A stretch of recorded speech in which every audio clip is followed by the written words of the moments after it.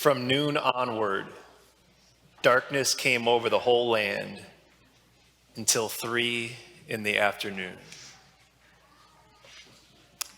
That's how Matthew, Mark, and Luke all describe what happened to the sky when Jesus hung upon the cross.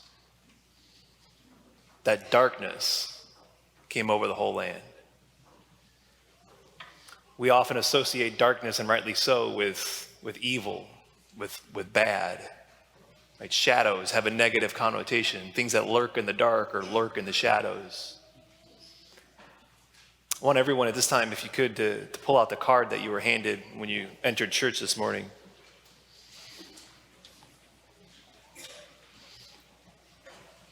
I don't want you to look at it.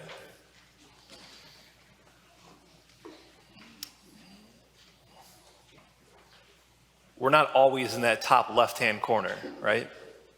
Sometimes we find ourselves in the bottom right corner. And that's not a fun spot to be. When we're in that spot, it's like, where are you? Are you there? Have you left? It's not uncommon for me to get letters or emails or even just in person of someone, coming to me and saying or writing something like this: Father Mark, you say that God loves me. If God loved me, where was he when that happened? Where was he when I was a kid and that happened? And that's a good question. And there's no easy answer to it. I think the only thing to do is to look in the bottom right-hand corner. So look there.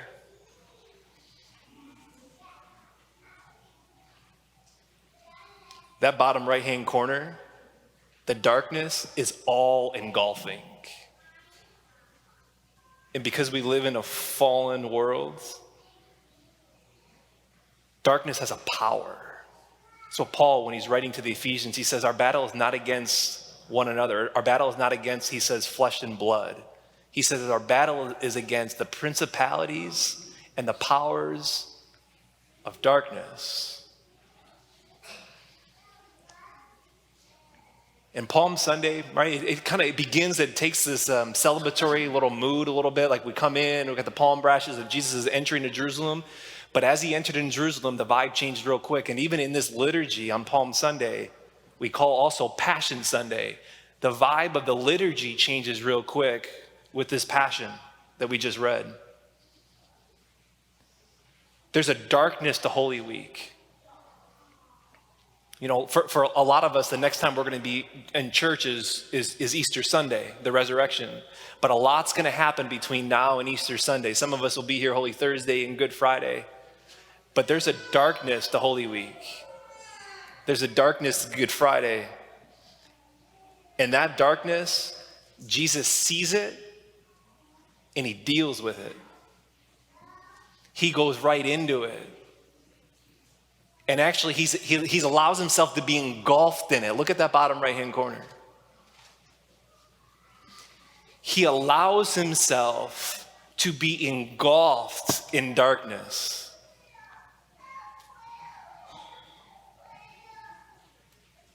And so maybe